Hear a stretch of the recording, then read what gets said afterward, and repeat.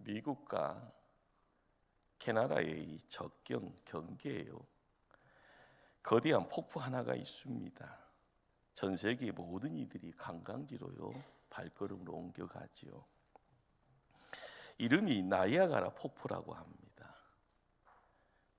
높이가요 48m 한 50m, 폭이 900m 한 1km 정도 되어지는 엄청난 하나님의 창조의 결과물입니다. 무서운 속도로 떨어지는 이 물의 줄기는요 장관이 어마어마하다고 하죠. 더욱이 주변의 아름다운 전망은 이 폭포를 더욱 돋보이게 한다고 합니다. 특별히 한국 사람들이 그곳에 가면은요 한 10년씩 다 젊어서 온대요. 이유가 궁금하죠? 거기서요 크게 외친대요. 나이아가라! 이렇게요. 웃어줘야 되는데 안 웃네요. 예. 한국 사람만 그런데요. 예. 어느 날 그곳을 찾은 에너지 연구원이요, 이 물줄기에 수력 발전소를 채우면 엄청난 전력을 생산해낼 수 있으리라 생각해 봅니다. 결국은 현실화가 됩니다. 미국과 캐나다 양국은요 이 폭포로 엄청난 전력을 얻게 되어지고 둔하다는 그 이익을 누리고 있습니다. 나이아가라 폭포의 수력 발전소보다 더 위대한 힘이 온 인류를요 강타한 사건이 있습니다. 그 사건은 오늘 우리가 읽은 성경 본문에서 모습을 드러내는 성령 강림 사건입니다. 나이아가라 수력 발전소는 에너지 유익에 도움 주었지만요, 오순절에 임한 성령의 임재, 거기에 나타나는 이 권능은요 인류 역사의 제약의 위기, 영혼의 위기를 막아주었습니다. 2000년 전입니다. 갈릴리 바다에서 고기 잡던 어부들이 역사의 주역으로 모습을 드러냅니다. 그들은 중국의 진시황 아니었고요, 마게도냐의 알렉산더 대왕 아니었습니다. 로마의 시저는 더더욱 아니었지만요, 역사의 대변혁을 만들어 나갑니다. 바로 하나님 나라의 건설이 시작된 겁니다. 새 역사의 시작입니다. 힘없는 여종 앞에서 주님 부인했던 베드로 더 이상 겁쟁이 아니었습니다. 다락방이 모여서요 방문 걸어 잠그고 두려움에 떨던 그 갈릴리의 촌부들이 거리로 뛰어나왔습니다. 예수님의 십자가 죽음과 부활을 예치기 시작하네요. 자신들의 생명을 초계처럼요 버립니다. 그렇게 세월이 300년이 흐르기 전에요 세계를 지배했던 로마 제국이 십자가 앞에 무릎을 꿇고 맙니다. 무엇이 엄청난 일을 가능하게 했습니까?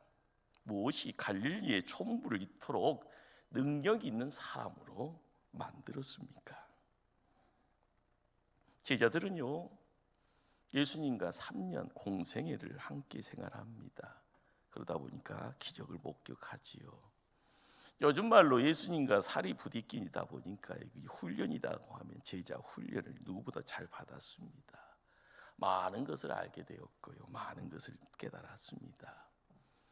그런데도 그들은요 십자가 앞에 서자 예수님 부인하고요 다 숨어버립니다.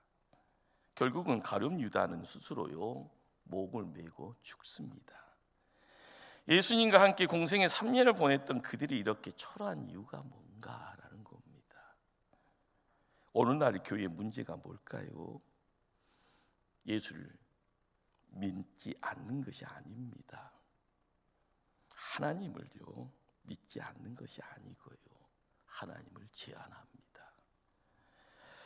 그분의 능력을 제한하고 그분의 사랑을 제한합니다.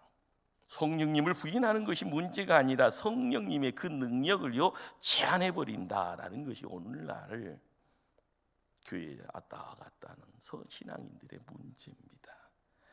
자기 알팍한 이성과 경험 안에서만 성령님을 인정하려고 합니다. 유식한 척 하지만은요 아니죠. 예수님을 믿는다고 하는데요, 그분이 어떤 분이요? 나의 구주가 되었음을요 인정하지 않습니다. 그러니 예수님의 구속과 용서까지도요 자기 이성 속에서요 배움의 내용 가지고요 경험 가지고 제안합니다. 이런 성도가 있기에 교회에서는 사역할 힘이 점점 약화됩니다. 교회 안에서 누구를 사랑할 힘도 없습니다. 교회 안에 찾아온 죄인들을 용서도 못하니 그를 세우지도 못하는 겁니다. 내가 세상에서요 환난 당한다 보니까요 세상에서 병들어 있으면서도 요 문제를 극복하고 병을 나을 힘도 없음을 느끼게 됩니다. 그러나 우리가 꼭 아셔야 될 것이 뭔가, 구원받은 성도에게는요 숨겨져 있는 능력, 파워가 있습니다. 바로 보혜사 성령님의 능력입니다. 성령님이 교회를 시작합니다.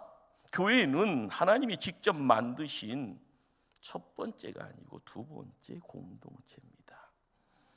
첫 번째 공동체는요 가정입니다. 세상을 창조하시는 하나님, 그래서요 흙으로요 남자를 하나 만들어냅니다. 빚어서요. 그래서 하나님의 생기를 집어넣습니다. 그래서 생명이 됩니다.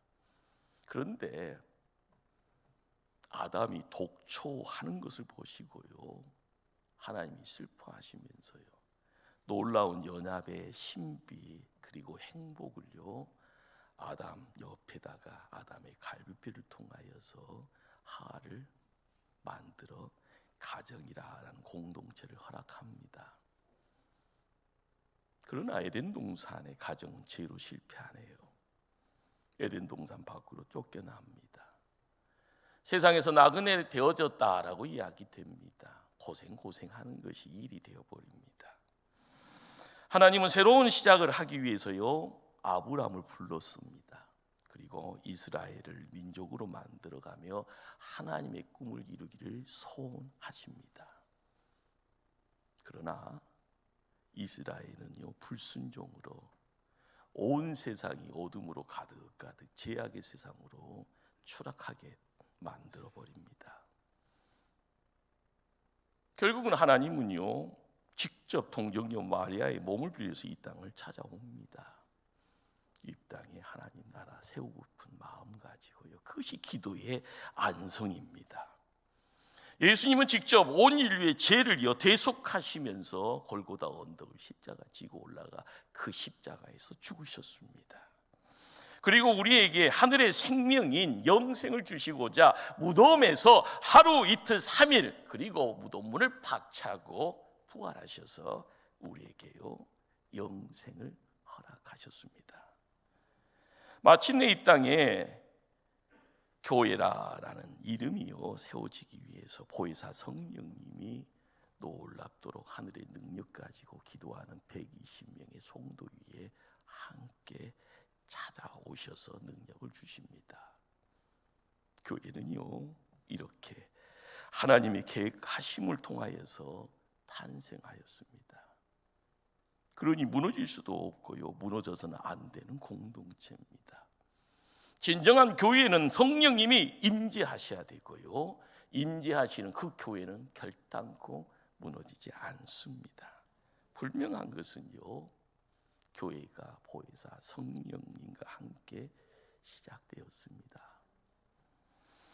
오늘 읽은 본문은요 오순절 날이 이미 이르매라고 말을 합니다. 성령님의 역사가 일어난 날이 오순절이라고 밝힙니다. 이 절기라라는 이 절기, 구약을 읽다 보면 하나님은 이스라엘 백성에게요 1년에 3번은 꼭 하나님 앞에 나와라, 그래서 절기를 지키라고 이야기를 합니다. 첫 번째 절기가요 유월절입니다. 이 유월절의 시작은요 애굽에서 살다가 노예 생활을 하다가 민족이 해방되어지는 날입니다. 그래서 그날은 7일 동안 고난의 떡입니다. 누룩이 들어가지 않은 무교병을 먹으면서요 맛없네 그렇습니다. 쓰디쓴 고난을 기억하면서 하나님께서 해방 주심을 감사합니다. 두 번째 절기는요, 오순절입니다. 6월절을 지나서요 7주간이 흐르고 난 뒤에 지켜진다 해서요 77절이라고도 합니다. 그리고 첫 열매를 드린다고 해서 초실절이라고도 합니다. 세 번째는요 수장절입니다. 1년 농사에 거둔 곡식을 창고에 저장하고 하나님 이렇게 귀한 것 주심을 감사하는 그런 절기였습니다. 그래서 지금도요 도시 생활을 하고 있는 그들도 강야 생활을 생각하면서 초막 대신 텐트를 여치고 일주일 동안 좋은 환경이 아니라 밖에 나와서요 생활하면서 하나님께 감사를 드립니다. 구약의 3대 절기입니다. 그런데 이 절기가요 영적인 의미가 있습니다. 6월절은 바로 신약에서 부활절이 됩니다. 오순절은요 교회가 탄생되어지는 성령 강림 주일이 되고요, 수장절은 이 땅에 하늘로 승천하신 예수님이 재림주가 오실 때 믿음의 성도들은 다 천국으로 들어갈 것을요 예표하는 날. 그래서 수장절, 하나님의 공간 천국으로 들어감을 우리에게 알게 해줍니다. 오늘 읽었던 1절입니다. 오순절 날이 이미 이름에 그들이 다 같이 한 곳에 모였더니, 우리가 알아야 될 것은요 교회의 시작은요 성령님이 함께 할 때, 권능으로 함께 모여있는 이들이 한마음 한뜻으로 모여져 있을 때 진정한 교회의 시작입니다. 그러기에 주경가 바크레인은 이렇게 이야기합니다. 그들은 모두 한 몸 한 마음이 되어서 한 곳에 있었더라라고 그렇게 추석을 해줍니다. 단순히 공간적으로요 한 곳에 있었다라는 그런 뜻 아닙니다. 마음도요, 몸도요, 그리고 죽고 사는 문제도 하나가 되었다라는 거죠. 요즘이요 젊은이들이 생직사니 사직생이니, 살려고 하면 죽고요 죽으려고 하면 산다, 바로 운명 공동체가 되었다라는 겁니다. 그런데 갑작스럽게 이렇게 모든 것이 완성이 되어진 것이 아니라요, 예수님이 승천한 이후의 시간이 한 10일 정도가 지난 시간이었습니다. 그런데 이 10일의 시간을 통하여 세 가지 일을 하게 됩니다. 첫 번째가요, 예수님이 예루살렘 떠나지 말아라, 아버지의 약속하신 것을 기다리라라는 말씀을 순종합니다. 두 번째는 다락방에 모여서 마음 다해서 전심으로 함께 기도해라, 순종합니다. 세 번째는요 가룟 유다의 문제를요 고른 상처 도려내듯이 함께 기도하면서 제비뽑기를 뽑아서 마띠아를 마지막 사도로 임명을 하게 됩니다. 자, 120명의 성도들이요 이제는 단지 얼굴만 아는 관계가 아닙니다. 그 시간 동안에 가족이 되어져 있습니다. 이제는 가족 되어져 있는 그들이 마음을 모아서요 조용히 기다리고 있습니다.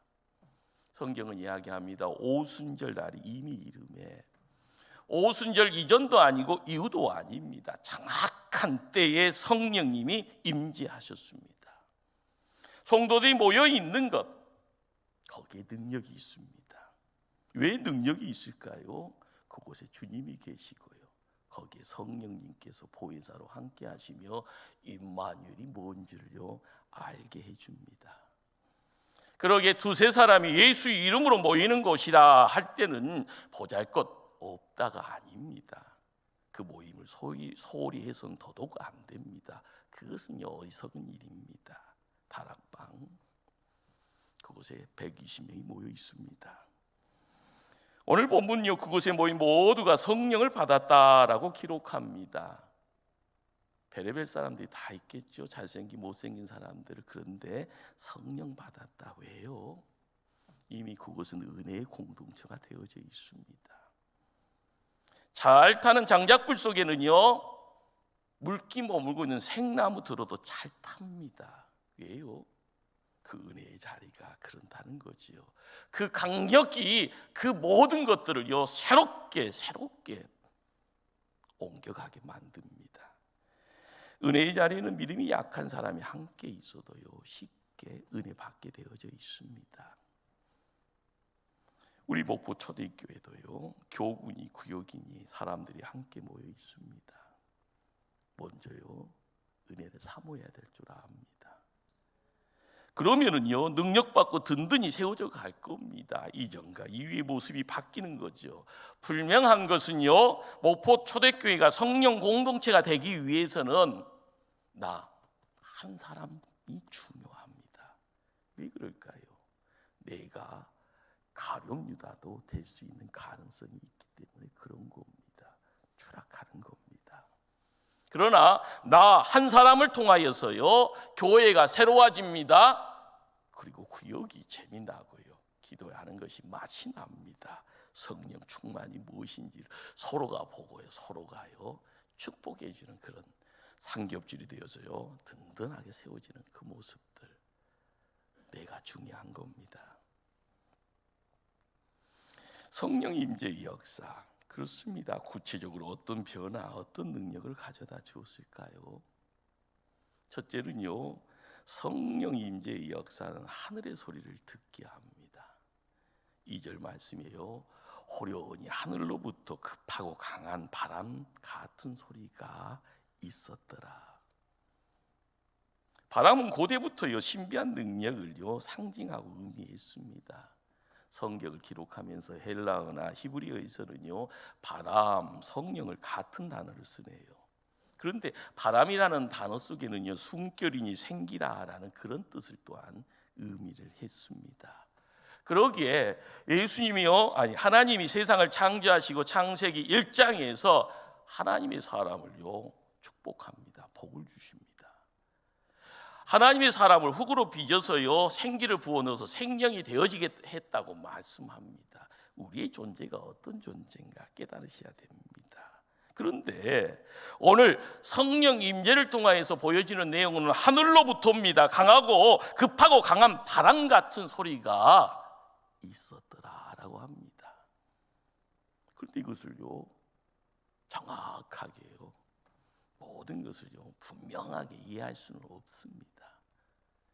분명한 것은요, 성령의 바람이 지중해 연안을 돌아서요 유럽과 전 세계를 휩쓸었더라는 겁니다.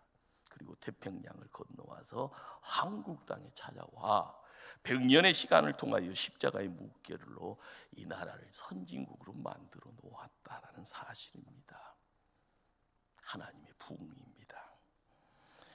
우리가 알아가야 될 것은요, 복된 소리를 듣는 복된 귀, 그것이 필요합니다. 보아야 되고요, 들어야 되는데요. 복된 귀를 통하여서요, 바람 소리같이 성령의 임재가 무엇이오라고 이야기할 때 거기에 진리가 있습니다. 거기에 생명이 있습니다. 거기에 환경을 뒤집어 놓을 수 있는 놀라운 하늘의 능력이 있습니다. 하나님이 역사하는 겁니다. 둘째로요, 성령 임재의 역사는 사람의 눈을 열어 보게 해줍니다.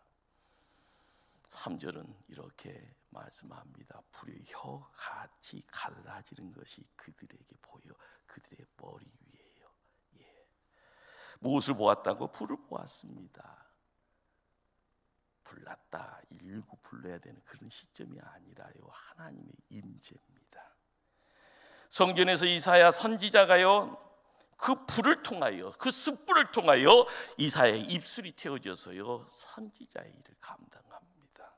모세는 불 붙는 떨기나무 곁에서 하나님의 부름을 받았습니다. 광야 생활의 40년 이스라엘 백성들은요 추운 밤에 불기둥으로요 지킴받고 불기둥으로 인도함을 받았습니다. 갈멜살의 엘리야라는 선지자는 850명의 이방인들과의 싸움의 자리에서요 하나님의 응답이 무엇으로요? 하늘에서 하늘의 불이 떨어지더라. 이처럼 성령님의 임재는요 죄를 소멸시킵니다. 문제가 있는 죄인들을요 하나님 앞으로 불러오게 합니다. 성령의 역사가 뭘 이야기를 합니까? 오늘도 말씀이 강단에 불의 혀같이요 이 자리에 함께하는 온 성도들의 머리 위에 임하는 역사 있습니다. 믿으셔야 되고요, 그 믿음을 통하여 마음이 열릴 때 하늘의 기운이 찾아올 줄 믿습니다. 셋째로요, 성령의 역사는요, 입이 열려지는 역사로 임했습니다. 오늘 3절에요, 불의 혀같이 갈라지더라. 언어를 찾아가면서요, 그 의미를 재해석을 했을 때 굳어졌던 혀가 풀러졌다라는 그런 어떤 의미를 도출하게 됩니다. 성경을 읽는 중에요, 우리는 무슨 생각을 합니까? 예수님 곁에 있던 제자들이요, 성령 받기 전에 혀가 굳어 있어서요 아무 말도 못합니다. 오히려 그들은요, 세상 것에 물들어져 있는 혀를 소유해서요 높은 자리 탐합니다. 위기가 찾아왔을 때 예수님 끌려가잖아요. 그들은 자기 살려고요 모른다 부인합니다. 그러나 성령님 임하자 그들의 입이 달라집니다. 능력 있는 혀가 됩니다. 죽음도 불사하고요, 예수가 구주임을 거침없이 말합니다. 베드로의 입술을 통하여 그 설교가요 3,000명 5,000명이 하나님 앞으로 돌아옵니다. 성령의 임재는요 뭘 이야기를 하는가? 성도에게 지금도 해보지 못했던 말, 머릿속으로 생각하지 못했던 그런 말, 무릎을 통하여서 기도의 자리를 통하여서 나도 모르게 뱉게 되어지는 기도의 내용들, 그 모든 것이요 땅의 것이 아니라 하늘의 것으로요 채워집니다. 우리가 아셔야 됩니다. 성령님의 능력은요 곧 성도의 입술의 능력입니다.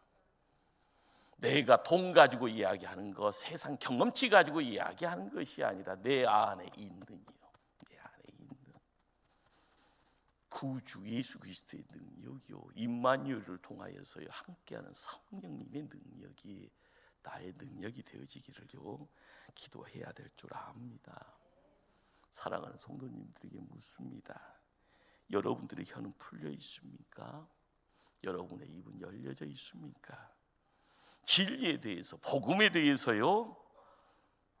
그런데요, 전도가 뭡니까? 하나님, 예수님 소개하는 겁니다. 도를 아십니까? 도가 그거 아닙니다. 길입니다. 진리입니다. 생명입니다. 예수님이요. 그걸 소개하는 것이 전도입니다. 그런데요, 벙어리 되어져 있네요. 기도가 뭡니까? 선주주단장은요 돈 내고라도 1시간 2시간 떠드는데, 기도의 장은요 하나님하고 대화하는 겁니다. 그런데 입술이요 잠겨져 있습니다. 반벙어리 되어져 있는 그런 모습들. 오히려 하지 말아야 될 말에 대해서요 응하고요, 필요가 없는 말에 지치지도 못하고 밤새도록 떠들고 있는 입술의 소유자가 되었을 때는요 하나님이 습할 수밖에 없을 겁니다. 오늘 말씀을 통하여서 성령의 임재와 성령 임재를 통해서 나타나는 결과가 뭔 줄 아실까요? 한마디로 이야기하면 말이 통한다라는 겁니다. 달리 말하면 사람의 입이 방언을 하네요. 듣지 못하는 소리가 내 입술을 통해서 나타납니다. 그런데 여기서 우리가 주목해야 되는 것은요, 입이 방언을 하는 것이 아니라 귀가 방언을 하는 겁니다. 입이 기적을 행하고 제주를 부르는 것이 아니라 각자의 귀를 통하여서요 누군가의 소리가 들려오는데 하나님의 큰 일이 귀에 들려오고 있습니다. 당시 그곳에는요 전 세계 15개의 나라 이상의 사람들이 모여 있었던 것으로 추정이 됩니다. 그들 가운데 언어의 장벽이 있었습니다. 나이 차이를 통하여 문화의 장벽들이 무너지기 시작합니다. 대화가 시작이 되어지고요, 교제가 이루어지고요, 사랑의 공동체가 형성이 됩니다. 본래 교회가 그런 장소입니다. 성령님이 없으면은요 사람은 사람을 바라보고 손가락질하고 내 탓이니 너 탓이니 하면서 서로를 흉보고요, 우리의 삶의 자리에 성령님이 함께하지 아니하시고 보혜사 성령이 우리를 간섭하지 아니할 때마다 내 안에 사람이 짐승이 뛰쳐나오는 겁니다. 신앙생활에 공동체의 중요성을 아시겠습니까? 주일 예배의 자리입니다. 구역의 모임 속에서요, 서로가 서로 더 가까이 모입니다. 그런데 이것이 해도 좋고 안 해도 좋은 것 아닙니다. 내가 시간이 있을 때 찾아가는 것이 아니다요, 내가 선택이 아닌 필수의 자리입니다. 왜요? 그곳에서 성령의 충만을 경험합니다. 하나님의 사랑을 경험합니다. 말이 통하는 사람을 만납니다. 나를 위해서요, 진정으로 기도해 준 사람을 만납니다. 그러다 보니 그곳에서 나도 누군가를 돌봐줄 수 있고 내가 누군가를 세워줄 수 있다라는 그런 경험치가 그곳에서 허락이 됩니다. 미국 하버드 대학의 심리학 전공자들이요, 흥미있는 실험을 했습니다. 특정의 사람들을 모아놓고요, 지금은 이제 천국가 있는 테레사 수녀가 인도에서요, 연약한 사람을 돌보는 그런 영상을 보여주었다고 합니다. 그리고 직접 또한 비슷한 경험을 또한 시켰다고 합니다. 그리고 나서 감기 바이러스와 싸우는 저항력 검사라는 것, 이게 사람을 주사바늘로 해서 이렇게 사람 어떤 건강치를 측정하는 시험을 했다고 하죠. 시간이 좀 지나고 나서요, 그 동일한 인물들을 모아놓고요, 나치의 유대인 학살 장면을 영상으로 보여주고 그 사람들을 대상으로 갈등을 경험토록 한 다음에 똑같은 저항력 검사를 했다고 합니다. 이때 사랑의 경험이요, 갈등의 경험치보다 무려 수배나 더 넓게요, 수치가 나왔다고 하죠. 우리가 세상 살면서요, 너무 바쁘다라는 이름 속에서 앞만 보고 뛰어갈 때가 많습니다. 그러나 내가 지금 어디에 있는고라고 생각하셔야 됩니다. 한순간에 무너집니다. 한순간에 딴 곳에 서 있을 수도 있습니다. 말이 통하고요, 마음이 통하고요, 사랑이 통하는 믿음의 공동체에 내가 있어야만이 온전함의 내용들이 허락이 됩니다. 어찌 병마와 싸우는 저항력만 커지겠습니까?